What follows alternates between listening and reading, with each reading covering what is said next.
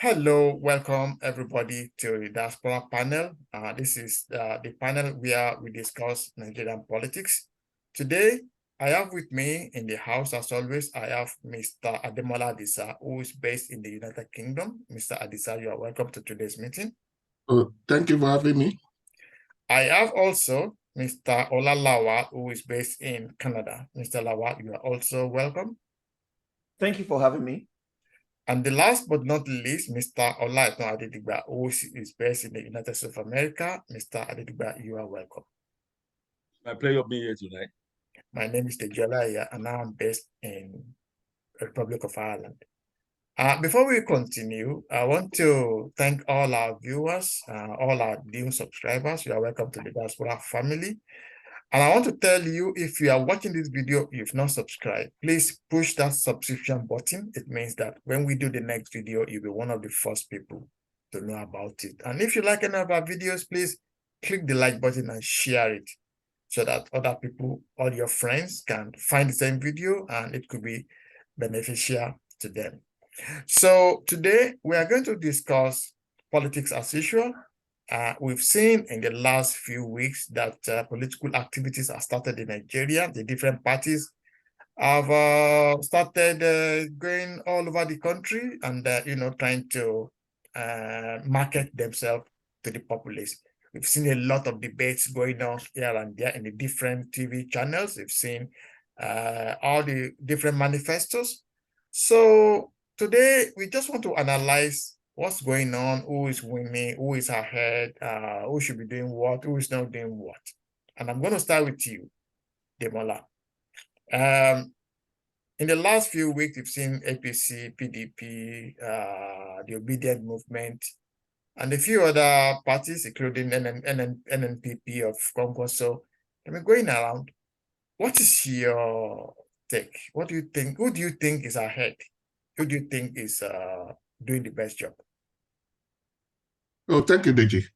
The campaign for 2023 election is fully up and down now. And the political parties are really fully at it. To be honest, it's a new dimension from what we used to know before. There are different diversity and different innovations in the campaign system these days. I think the idea of the youth participation and I believe the Obedient Movement idea deals has also changed the structure of campaigning. We have seen a mixture of what we call solidarity walks, which have been very much in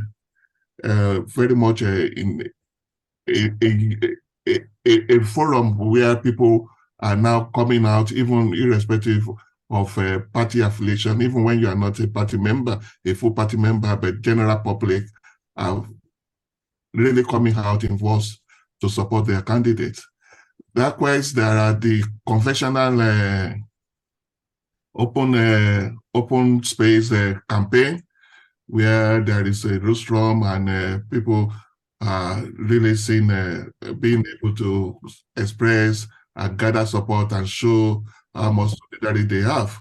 Yeah. But also, you've seen a lot of, because of new technology and a lot of media campaign as well, not only from the main medias also, but also from the social medias being going on at simultaneously. So these are widening the level of information dispensation within the political sphere of Nigeria. And which is a good development. And we are seeing a lot of people and expressing their manifestos now. All the major parties have issued and displayed their manifestos, and people are scrutinizing them on those manifestos as well. And we are seeing a wide variety of special group consultations as well, and which is going on. And this is a new dimension to politicking and campaign in Nigeria, which we it should give us a good idea of a better future of accountability for politicians in Nigeria. Thank you very much. Shukbo, looking at what's going on in different parties, are you impressed with what is going on with the different campaigns? Thanks for having me this morning. I think so far I'm actually very happy with what has been happening. We are seeing candidates being asked questions in different settings. There have been town hall meetings. There have been forums organized by the media, and people have the opportunity to ask questions. To get a better insight into what candidates have in plan for Nigeria. So, there have been some cases of, people trying to do the usual violence and all that. But I think overall, I'm very, very happy with, what's been going on. And people are asking the right questions. People are getting involved. And I think overall it's a good thing for the country. Thank you very much. So, Lighton, I know you follow Nigerian politics. Looking at the different parties and the way they are going about their businesses, what is your impression? I must say I'm very happy since they hit the ground rolling. All this campaign. Initially, we were skeptical about what will happen. There might be altercations between one party or another, but lo and behold, the way it's going, I like it. The series of questions are being asked. Party, what's it called? Party spokespersons, they are answering questions now. Party candidates, they are asking questions. They are asking them questions, but some are not going. They don't go to fora where issues are being discussed. But no delay is fantastic. The way they are asking them questions, the way they are, what is your manifesto? What do you have on the table? What is at stake? How do you want to move the country forward? These are the issues I believe. In the next few weeks, they should be asking them. So, is novel, right? The issue of Nigeria political system. So it's good. Yeah. Thank you very much, Lighton. So, Demola, you've seen the manifesto of APC, you've seen that of PDP, and that of the Obedient Movement. I think these are the three main contenders for the throne. Who do you think has the interest of Nigeria at heart at best? Each of them have the interest of Nigeria at best at heart, and to their own, to themselves and to their party, they try to express how best they will be able to meet this interest of Nigeria. But once, to be honest, there is the manifesto of APC stand out above all the other parties, and because it was in depth and it addressed all concerns of Nigerians, and also prescribe a lot of solutions that people really expect that if truly fulfilled and implemented, then there will be a new Nigeria from 2023 and beyond. So above all, the APC really eats the ground and a lot of homework, and they have already did a lot of soul searching and implementation. Let's see the implementation and the success, if they are able to succeed in getting government. Let's hope that all these things will be put into full action. Thank you very much. I think Shukbo is not available at the moment. Oh yeah, okay, I think he's available. So Shukbo, specifically, I wanted to look at the Peter Obi's manifesto and his plans. What do you make of that? Please unmute. Please unmute. Yeah, thank you very much. So, I've had an opportunity actually to read all three manifestos. So both for Asiwaju Bola Ahmed Tinubu's campaign, the PDP manifesto from Atiku, and Peter Obi as well. And I would like to say, if I put all three manifestos on a plain level field, I think the APC's manifesto to me, stands out. It is a very, very well written document, and it actually articulates a lot of things, which, in my mind, gives me an indication as to. Please don't use the word articulate. Please use another word. Please. Give your mind. Okay, thank you. You are muted. Yeah, why are you muted? Okay, thank you. Yeah. So to answer your question, first and foremost, I think before I go into a little bit more, I think in my assessment, Obi has said many more things, in his speeches and in his campaign events than you find in the manifesto, in my opinion. And I think he has gone into a lot more detail on some issues than you have in the manifesto. I think actually, in the case of Bola Ahmed Tinubu, it's the reverse. He has probably not said much on the campaign trail, but the manifesto is actually a lot more detailed. I think he offers, and I'll give you some examples. One of the very good things I see actually in some of the areas of the programs that he said in redefining military doctrine, for example, and practice, said, we shall reduce our dependence on imported foreign military equipment by ramping up domestic production of basic and essential military hardware and equipment, including small arms and ammunition. Very detailed. Again, for special programs for military families, he said a special program providing housing, scholarships, stipends, and health insurance for families of our fallen heroes will be created. So very, very, very specific. Now, one of the things that I find most interesting when you look at Tinubu's manifesto is that he actually made a couple of policy positions that is different from what the current APC administration is doing. For example, under the federalism and decentralization of power portion of the manifesto, listen to what it says.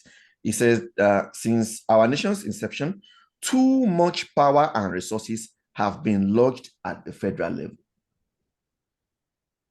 This has come at the expense of state and local governance. This is problematic because state governments are closer to the people and must be more responsive to local needs and aspirations. A Tinubu administration will rebalance the responsibilities and authorities of the different tiers of government. We will collaborate with the National Assembly and state governments to amend our national governance structure, architecture, such that states are afforded the autonomy and resources needed to better serve the people. And this is not the only area. I mean, there are a couple of other areas that I would love to get to, but I think in the interest of time, he has actually made a couple of policy positions that is divergent from the current administration. So, and while saying on the campaign trail, and this is where I kind of find his manifesto really very interesting, and I will encourage everybody to actually read it because I think it's a really well put together document that really outlines the candidate's vision for the Nigeria that he wants. Because on the campaign trail, they've refrained from criticizing, the Buhari administration. But when I read the manifesto, some of his policy positions is a clear admission that the direction that the current administration has taken is clearly not working. Okay. They repudiated it, and they are looking to go in a different direction. Okay, thank you. Lighton, please unmute yourself. So, Shukwu has touched on a very, very important chord. So you have a government in place right now who has kind of destroyed the unity in the country. Has borrowed more money than any government has ever done. the naira at some point was about $900. I mean, it's about 900 naira to $1 right now. So it looked like the entire economic ecosystem is in shambles. I have a government that has not done well at all. We have to be realistic. And Tinubu is now saying he wants to continue this same government. So do you think that Nigerians should give the APC a second chance? Yeah, that is a very pertinent question and highly fundamental. The APC, I know government is a going concern, right? The assets and the liability of the present government will be inherited by them. So he will continue it and be building on it. He said he will build on what Buhari has done. That doesn't mean that they are going to continue the policies, right, of Buhari. Right. They have to find a way of redefining it, right, to make sure that he pushing the effects, the bad effects on Nigerians. What you don't have, you don't give it. This guy, it took him years to sit down to say, okay, I want to, if I were in government, I will do something different. Right. With the compendium of what he put down, the manifesto, right? Assembly people that, okay, how do we want to improve? How do we want to improve the lives of these citizens? Right? What do we want to make? What do we want to do differently that will impact the lives of the people in Nigeria? That is why they came up with this.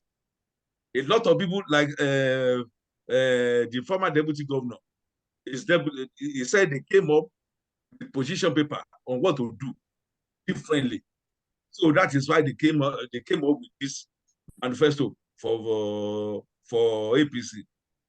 So the fact that they said they are going to continue what they did, they are going to, that means is just plain on words that they are going to continue from where he live, and all the necessary things will be implemented. So what they are giving, they want to give what they have. Like the lawyers normally say, you don't give what you don't have. So these people, they have what it entails to turn around the fortunes of Nigeria. Is tested and trusted that he will make use of men to achieve results in the hand of Nigerian issue. Thank you. Is a new dawn in Nigeria, so to say. Thank you. Thank you. APC manifestos. Okay, Yeah, thank you. Thank you, like that. Demola, we saw in the last few weeks there's some town hall meetings organized. And in these town hall meetings, Peter Obi was there, Rabi Kwankwaso was there, and a few other presidential candidates from the lesser parties. But nowhere to be found was Asiwaju Bola Ahmed Tinubu. Nowhere to be found was Alhaji Abubakar Atiku or Atiku Abubakar. Should they not, if you are applying for a job and you've been called for an interview, should you be sending your surrogates, or should you just decide not to attend an interview? Should they not be showing up because they have decided that they're not showing up in these town meetings? What do you think? Yeah, I don't want to dabble too much on that issue because they have been addressed a lot in the media, and the APC has also been addressed it. When you are organizing any forum, you have to have the concession of the parties on exactly who and what modalities and that you will. You can't just say because they are political party, they have to attend or show up with anything anybody call. No. So if they send somebody there, but that doesn't mean that the presidential candidate necessarily have to be there. If it is you are inviting the party, if there is also to be a yardstick invitation. It's not just every presidential candidate supposed to be on the same level or the same forum. It doesn't happen. You have to be the people of the same caliber or the same pedigree that you have to be on the forum. When you are mixing these people together, then you are giving room for people to say, look, I can't be, this is too far. It's not arrogance, it's the reality of political realities. So it's because the organizers should have done better work and have a concrete agreement on attendance or appearance. So, but the parties also, they have other programs. It's not only one simultaneous, even though Abubakar Atiku was not there and Tinubu was there, they were somewhere else also attending another forum.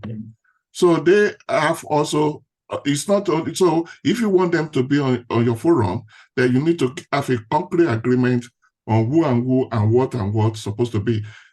It's not just a level because you say you are, because one of the things they are assigned, say the APC was saying exactly is they want an harmonization for all the news media to have a concrete agreement on a feast, maybe 2 or 3 appearance on that we have to be agreed, not just that every media will just be organizing their own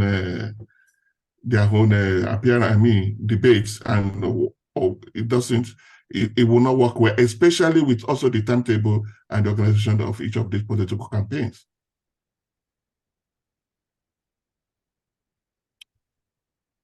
Right. Okay. Okay. So I was thinking, so thank you so much, Demola. Let me go back to Shupo. Shupo, do you think it's acceptable for a candidate for any kind of reason not to show up in the town meeting that you have been invited to come and tell Nigerians about what you want to do for Nigerians? Well, as much as the electorate may not like it, I think candidates are free to adopt any strategy that they believe is in their best interest, to win the election. I can make a comparable, analogy in the just recently completed gubernatorial election, for example, in the state of Arizona here in the US, between Katie Hobbs, the Democratic candidate, and Carrie Lake. Katie Hobbs actually refused to debate Carrie Lake for whatever reasons, and she had a couple of reasons, and one of which was, she didn't want to give her a platform to propagate her election denying claims. She won the election, so it's a strategy. That was a strategy, and it worked well for her. So I think, but for me, I'm not going to read too much into it. There will be an opportunity in the forum of a formal debate, where I think it will be in the candidate's best interest to attend. But when it comes to, events and forums that are organized by multiple media sources, I think it is normal for candidates to choose forums and platforms where they think are more favorable, to their campaign than others. So, for me, I wouldn't read too much into that. I think where I would draw the line is where there is a formal debate where all of the other presidential aspirants are present and he chooses to be absent. I don't think that will be in the best interest of his campaign. Okay, thank you. Lighter, please unmute yourself. Okay, Lighter, what do you think Atiku and Tinubu are running away from? Are they running away from scrutiny? No. Already some media houses, they are biased, right? Okay. When an issue has been tracked, it was raised. White Afabalogun was there. They are resuscitating it against a candidate. Sorry, what are they resuscitating? They are talking about the issue of drug peddling in America, cocaine, all these stuff. So that one of the candidates was jailed somehow. But I think while Obasanjo was there, he asked Balogun to investigate that case. So they investigated the case and they wrote to the US, FBI, they wrote to everywhere, and they said no, a candidate has never been indicted in America. Okay. So some people, they raised it up, they sold, I mean, they said no, the candidate was indicted. They brought a lot of people. So the same people are organizing press nights, they are organizing all this stuff. They want the candidate to come out. Already they biased, right? And they are promoting one, they are branding one candidate, they are refiling, they are maligning another candidate. So, I mean, what do you think?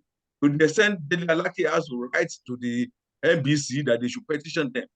I mean, they should make sure they penalize Arise. So these are the issues where you should be unbiased in your reportage. You are in an instance you are branding one, you are reviling one. No, they should balance their story. If they want to do it, they should balance their story. So I have no, I mean, I will not castigate anybody for not attending their invitation. Come and speak. Yeah, no, I won't. Okay. I won't. Thank you. When I know your stand. You are against me. So why are you going to ask me again? So continue disseminating your falsehood. Okay. That is it. Thank you very much, Lighton. Demola, just on what Lighton has just said, there was some flashing news in the last 1 week about Asiwaju Bola Ahmed Tinubu's 30-year-old case in America, in which he had been investigated in America, investigated in Nigeria, and which nothing has come out of. That's about 30 years ago. And suddenly some people went to America to go and bring a certified true copy of a letter written by the State Department, in which, some money was forfeited by Tinubu in that instance. And, but Tinubu was not arrested, was not jailed. In fact, it looked like the case was actually not directly related to him, but related to some unpaid taxes, unpaid taxes, not about him actually maybe selling drugs. Now, the people who have gone to America to bring this certified true copy, they have a presidential candidate whose boss wrote that the money he stole was enough to fill 300 million people for 400 years. So when you look in this kind of situation, should the kettle be calling the pot black? You know what? The advice is people that live in glass houses should refrain from throwing stones. I don't see any justification or any need for all this. We are faced with reality. The campaign now should not be on technicality or on whatever. We are talking about millions, over 200 million lives, depending on you. What have you got to do for the people? You come out with a manifesto that is all worthless than anything, that you cannot even articulate or even say anything that's reasonable that you are going to do, that people can call you on, only just full of pictures and nothing. And you are debating, people just want to add same power on technicalities. Just disqualify that person, not because of that you are better than that person, not because that you have anything to offer for people, but you just want people to be disqualified so that you can have your way. It doesn't work that way. It should refrain from people. We want to know, what have you got for Nigeria? That's it. Define yourself. Stop defining others. Look at yourself. Who are you? What have you got for us? You will look all along. That's why I said the politics, the campaign now is different from the old style, where you just go here, you say how beautiful you are, how much houses you have, or how you have been having as much helicopter than anybody, and everybody will be hailing you. Then you go home. The campaign is different now. People are asking genuine question. What have you got on education? What have you got for people's security? What have you got for the economy? Tell us. Stop castigating others. Tell us about you. Who are you? What have you got to do for us? Thank you. All this issue about whatever scandal, whatever, it doesn't even say nothing. It's emptiness, because these are issues that have been addressed over 30 years ago when Tinubu was even going for the second time as governor. And it was addressed by the authority then. It was addressed by even the opposition party that was even the party that was ruling then. And nothing comes out of it. What have you gone to gain? Just a distraction. It's total distraction from reality of what is going on. People should just cast it off and look forward to who are you and what can you do for our people. We know all of you come with baggages. Thank you very much. Super. What you want for you now is what can you do for us? Thank you very much, Demola. Super. I looked into that document. I read it again and again and again and again. But I didn't find any part of that document that said that Tinubu actually sold drugs. There was none. There were, they were talking about different bank accounts, money in different bank accounts, and that, and this money was paid by people, but there was no actual, I didn't find a smoking gun. And from what I know about America, it doesn't matter whether you are Rockefeller. If you actually deal in drugs, they'll put you in jail. Doesn't matter. And why will anybody at this point now be talking about this instead of them actually, as Demola said, coming out to say, this is what I want, this is my plan for Nigeria? They're talking about something that somebody did 30 years ago. What do you think? What's your take? Yeah, so let me actually put this very bluntly, because I've seen video clips of interviews on from some of the Nigerian TV channels. One given by a gentleman called Buwaye or something like that, where he was basically saying that based on those allegations, he believes that Asiwaju Ahmed Tinubu should not be allowed to contest. I would actually argue that if he used the same yardstick, Atiku Abubakar should actually be disqualified from running for the presidency, because he has actually more serious indictments that have been in the public domain for quite a long number of time. I think I must say that when you read the document, there was no conviction.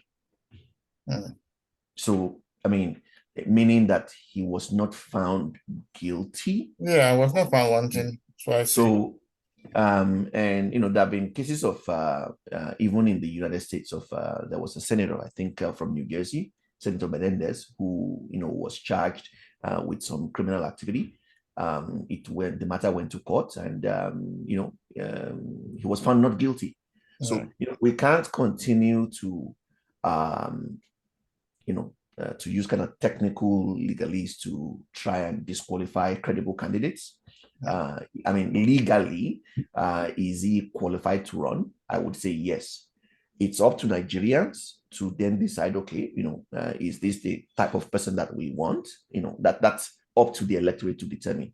But I would argue that Atiku Abubakar actually even has more damning, allegations that have been revealed, particularly, for example, in the areas of, money laundering that are in the public domain as well. If Buhaya, for example, will say that what's in the public domain, which has been there, not now, but for over 20, 30 years, disqualifies Asiwaju, I think Atiku actually should be barred from running or contesting in the presidential elections. That's personally my take. And then finally, I would say that these things, while it's important, I mean, if you're running for public office, people will vet your character, they will look into your record, and all of these things. I think this particular one is a bit of a distraction, from, in my opinion, how bad specifically Atiku is. Because I think if you look at most of the people that are talking about this, they are mostly from the PDP. You would not see, I haven't seen anyone from the Labour Party, for example, saying, so and so person is not qualified. They are too busy focusing on their own message. If you have a credible campaign and you have something to talk to Nigerians about, I think that will be your focus in this election cycle, not trying to bring up dirt against other candidates. Thank you very much. Laita, now the other party, the PDP, they seems to be at the forefront of this Tinubu's saga. But what I don't understand is, why is the APC keeping quiet? I mean, Atiku has so much skeleton that they cannot mouth. Why are they keeping quiet? Why have they not gone to town, to expose some of his study deals? What's going on? Is character damaging, character bastardization is Atiku's hallmark. You remember why he and Obasanjo, there was altercations between them. Yeah. Why they were in government. Atiku went to the extent of bringing out the copy of the check Obasanjo issued. He said he stole. Atiku admitted, contrary to what is happening now, Atiku admitted that he stole a lot of money. That Obasanjo too stole money. I bought the Tell magazine then when I was going to Abuja, sometimes around 2004, right? So what I'm saying invariably is Atiku is fond of damaging people's character. Whereas he has a lot of skeleton in his cupboard, right? The money transfer for the consultancy of Abdi University is enough for him to be disqualified from contesting for election in Nigeria again. So talk less of a lot of nefarious activities carry on while he was the chairman of PPE. I mean, he was the head of the PPE in Nigeria, Bureau of Public Enterprises. So, but I believe APC too, they should come up with dummy evidence, right, to drive home their own points. Because I mean, time is going. A lot of things have been said about the APC candidate. So they should come up with damaging news about Atiku too. That will do the trick. Thank you. Thank you very much. So finally, we're just going to close now. But let me start with you, Demola. We have 4 leading candidates. We have Asiwaju Bola Ahmed Tinubu in front, followed by possibly Peter Obi second, followed by Alhaji Atiku Abubakar in 3rd place, and then followed by Rabi Kwankwaso of the NNPP. Demola, if you look at these 4 people, who do you think the cap fits and why? Yeah, let me put it this way. Talking specifically and looking at the trajectory of what is going on in Nigeria now, the first 2 are the main contestants. It's all between Asiwaju Tinubu and Peter Obi. Why I say this is, one, it's glaring not only from the southern part of Nigeria, but also from the north, that any candidate from the North doesn't deserve to be elected in 2023.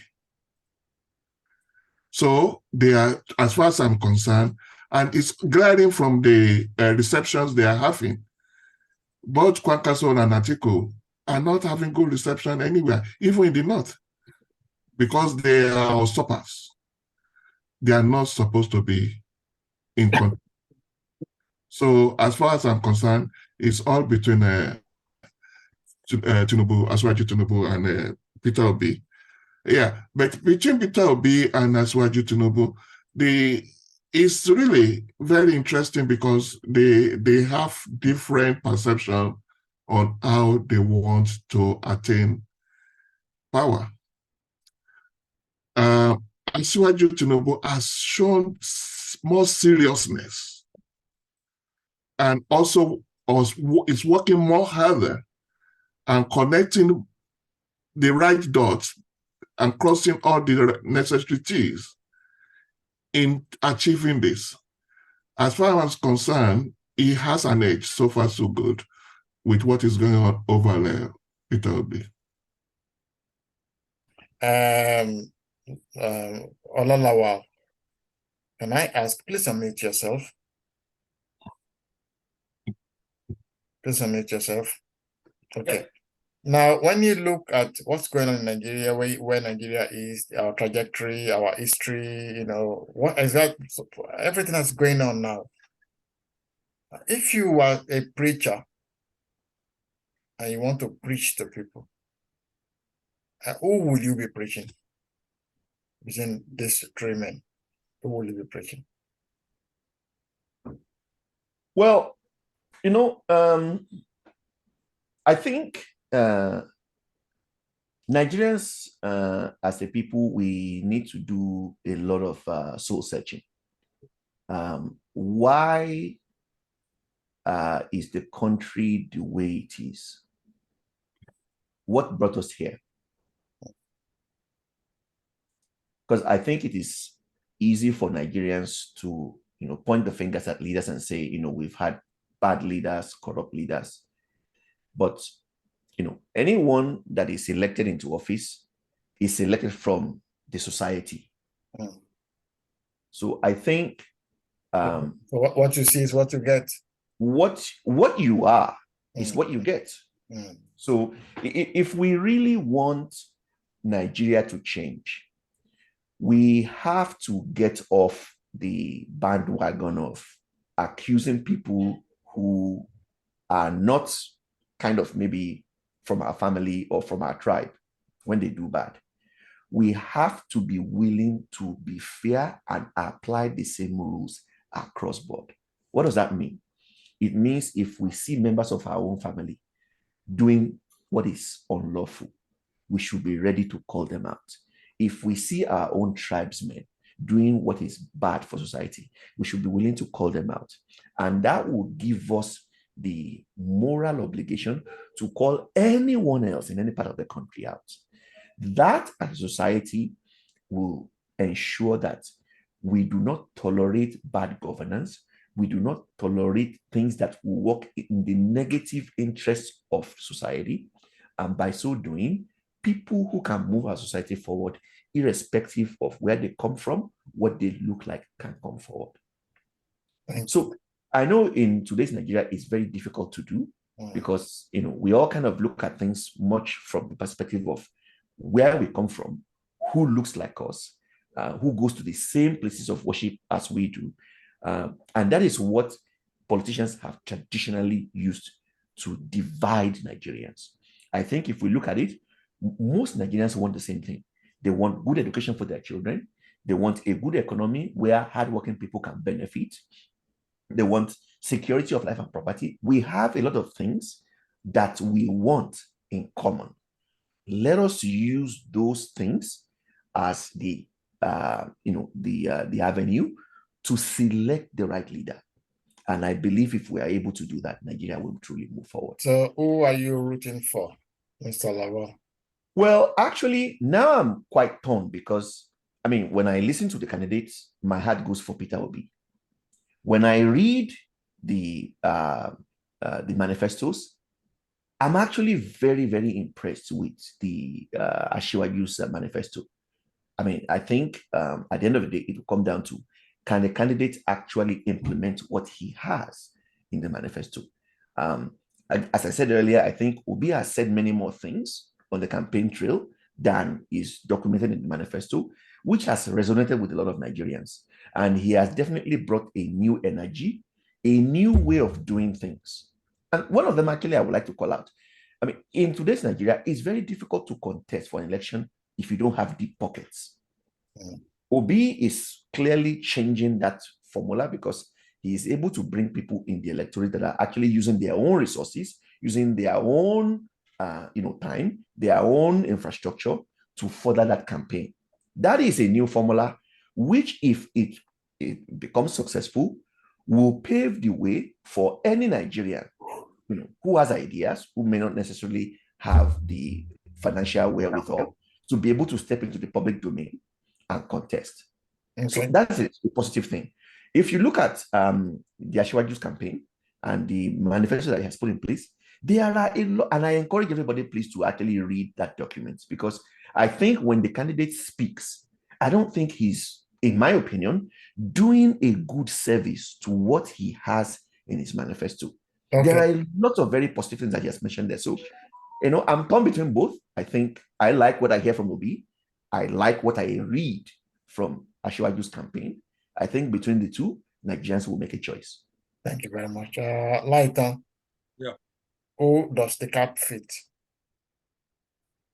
Yeah, from between my own perspective. Between these leading candidates, who do you think is best positioned to move the current Nigeria forward?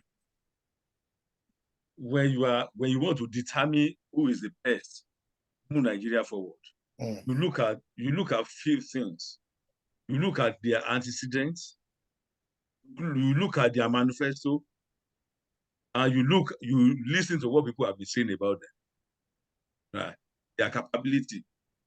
From the 3 points I've just raised, Tinubu stands out, right? It will make use of human beings to achieve results. Yes, human capital development. It will make use of human capital development to make sure that it re-engineer the process of development in Nigeria like never before, right? He did his best in Lagos. His best to some, it might not be enough, but with what he did, if he can try and replicate it at the federal, Nigeria will be better off. Like Fashola was saying over the weekend, that Obi has used 8 years in Anambra, Tinubu has used 8 years in Lagos. They should compare 2 of them together. They should compare 2 of them. They should see the achievement, the landmark achievement, how they brought in people, how they nurture people, what they use, what they had, what they had to achieve results, right? So what I'm saying invariably is what people are saying about these people and their vision for the country is very, very important. And the vision for the country was enunciated in the manifesto, right? So it gathered people together that, okay, how do you want to do things differently from what has been doing, or what is on ground? And they came out with position paper, the manifesto, that, okay, this is what we can do to better the lot of Nigerians and Nigeria. And from what I've seen so far, from what I read, I think Tinubu will be better off. Thank you. I don't need to castigate anybody, other candidates. Thank you. Thank you very much. We've come to the end of today's deliberation, and I want to thank everybody who's come to this meeting. Mr. Ademola Desa from London, thank you very much for coming to today's meeting. Oh, it's not to be here. Mr. Olalawal from Calgary, Canada, thank you for coming to today's meeting. Thank you for having me. Mr. Olatanidigba from New Jersey in America. It's my pleasure being. Thank you. It's a pleasure being here. Thank you. Thank you for all our viewers and for all our subscribers. We want to thank you again for subscribing. Please, if you have not subscribed, push that button now. It's free of charge. You will not be charged. It means when we do the next episode, you'll be one of the first people to be notified. And please, if you like our videos, please click the like button and share it. Let your friends also, see the video so that they can benefit from it. So again, thank you, everybody. Thank you for viewing, and we hope to see you again next week. God bless you all. Thank you.